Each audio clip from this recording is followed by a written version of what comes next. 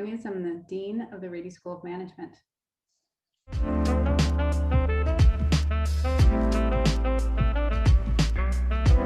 So there were really two reasons. The main reason was I hated all the textbooks that were available to me. I taught business statistics, and they just taught a bunch of stuff that wasn't necessary. And instead of having to unteach them things or saying ignore parts, why do that? And especially when the books cost, I don't know, $180 plus, and I disagreed with a lot of it. So it was really, I wanted to teach the class that I wanted. And I had spent by that point, probably, 15 years plus developing my class notes. What I did was I just started typing my notes for me. And at one point I said, this is crazy. The students are writing down what I'm saying.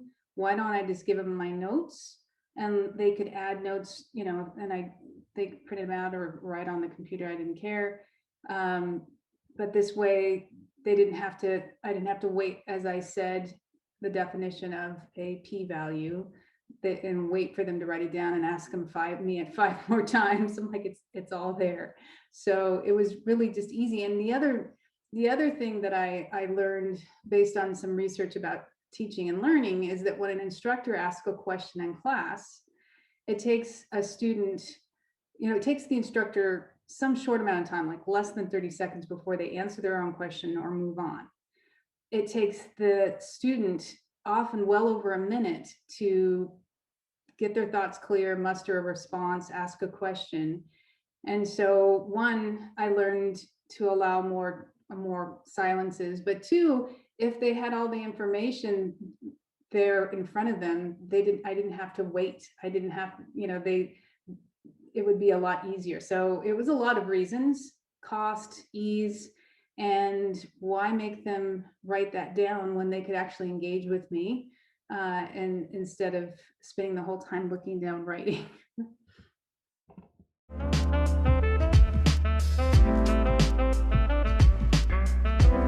So this was at the University of Arizona when I taught. They used a learning management system called D2L. And so I just simply posted PDF of my class notes. Actually, I even posted the Word file because many students like typing in the file itself. And for me, I was told to copyright them from, other people, and I never really did, because for me, I just wanted them to learn the material. I wasn't worried about what they were going to do with it otherwise, but I posted both the PDF and the Word file and let them print it if they wanted to. I am very much against paper printing at all costs. We actually just at the Rady School sent an email yesterday that says, we will not print any more class notes or syllabi or anything. You must post it on Canvas. And if the student wants to print it, that is up to them, but we are not printing anymore. Thank goodness. So yes, time, money, waste, hopefully the earth had a little sigh of relief.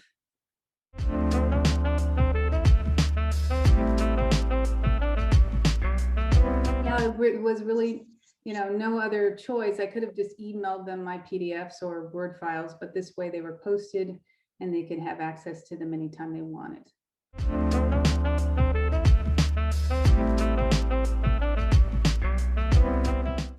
So what have I done differently? No, I thought it was, these were very much my homegrown notes. I think maybe if I had known I was going to start handing them out, maybe I would have structured them a little differently.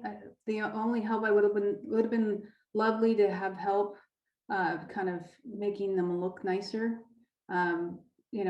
but they weren't, it wasn't intended to be a book. It was intended to be, again, my notes that I handed out, and the students were very forgiving because, they were my personal notes. So sometimes there were typos, sometimes there were mistakes. So I kind of made it a game in class.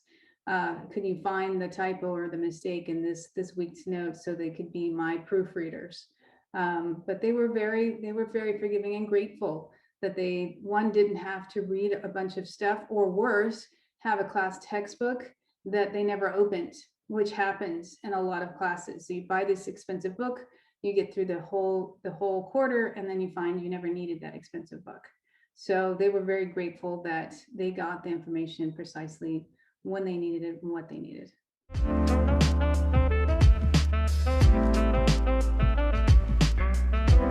I don't know that was that big of a deal. They didn't really know that I was doing it per se. For me, again, this all actually, the decision to dump the book came at a time when I was taking my class from a full face-to-face class to a hybrid format.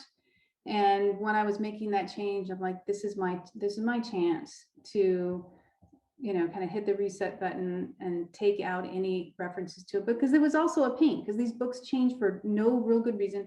Let me put it this way. Many of the statistics that I was teaching had literally been invented at the turn of the century. We don't need a new version every other year for basic statistics. Obviously the applications are different and the approach changes, but so it was so much easier for me because I didn't have to change with new versions and make sure the students had the right version and blah, blah, blah, blah. So now what that put on me is I had to, I have to write my own, exams and my own homework assignments, but I much prefer that anyway, because I didn't like, again, the format of you learn about multiple regression. Oh, and lo and behold, in the homework assignment that week, you use multiple regression. Surprise, surprise. What's really hard about statistics is knowing what analysis to use when. And so I wanted, and I used business cases that were statistically based, and I give them a situation, and they didn't know if they needed multiple regression, which they learned this week, or t-tests, or correlations from the weeks before. So it forced them to think deeply about the situation rather than just some boring, 25-word question and there's an answer, circle it. I did out of print cases that, as long as you were a fair use, I was able to use a few in each of these books, and they were out of print anyway. So the students weren't charged. Again, those cases were far too much than what I needed anyway. I just needed a simpler point. And then I was able to adapt them as I needed. I changed the protagonist to, in one case, it was Mary Gordon, and I changed it to Maria Lopez. So I wanted to make sure that the people in the business cases reflected a diverse population.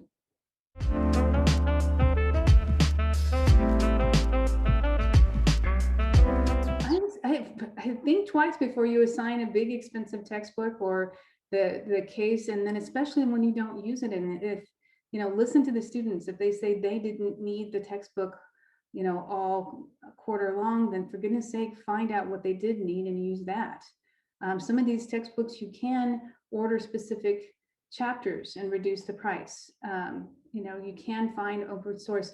And what's amazing anymore to me is how much is out there. I actually had one assignment where I had the students go seek out a brand new statistical analysis that I didn't teach them. And it's amazingly easy anymore. You type the name of a statistic or a situation, and you will get somebody who's put in the time to describe the analysis, show the mathematics behind it, and then some example calculations and explanation. I mean, there's so much information out there. Anymore, what we can do as universities, it's that interaction, it's that application. So there's so many places that you can get for free on the web to give good examples. But at the end of the day, the value is what the student applies. So don't lean on these textbooks with all the fancy slides that the students don't like anyway, because they look, kind of hokey and a little, artificial. Be okay with things maybe not looking perfect, but it's the content that matters, and find other ways to support their learning that isn't, $250 by the time you're done with one single class.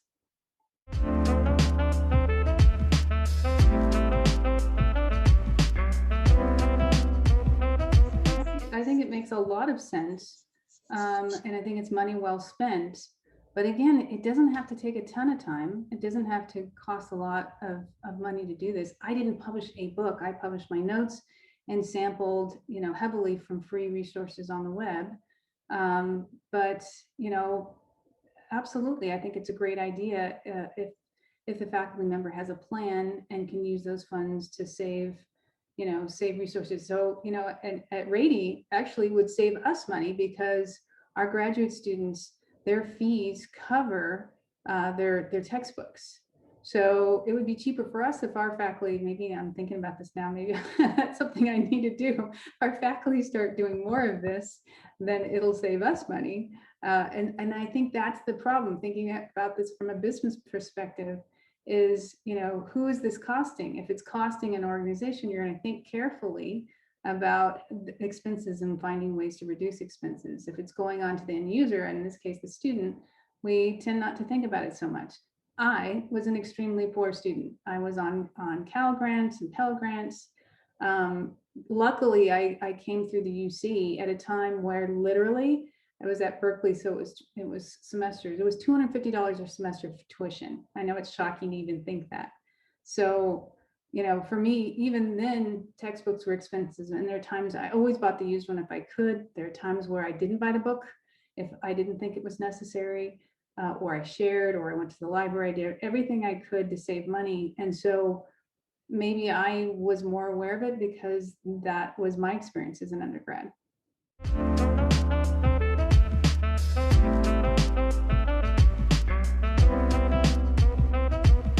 Well, I think part of this is education, knowing that it's out there. I think there are a lot of times in which there are materials that if it were presented to an instructor, that these are some options, would you like to try them? They may very well say, oh, this is just as good and it's free to the students, great. Sometimes, you have to think about what the life of a research professor or a teaching professor is. We're really busy.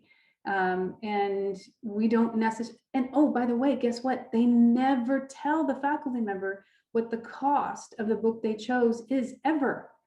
So most of the times, if you're not paying attention, you don't even know that the book you picked was, $100 more than another book you picked. You were picking, you didn't know one way. That no one tells you this. I mean, there's a reason why these publishers are making a lot of money, because they the people who choose are not the ones who pay. There's an interesting conundrum there, and you never tell the person who's choosing how much it truly costs the end user. So I think education, telling the instructors precisely how much their students are paying for their book, and showing them alternatives and helping them find some options that would maybe allow them to do it, and maybe some other incentives of celebrating those faculty who do this, and finding incentives for getting them to at least try.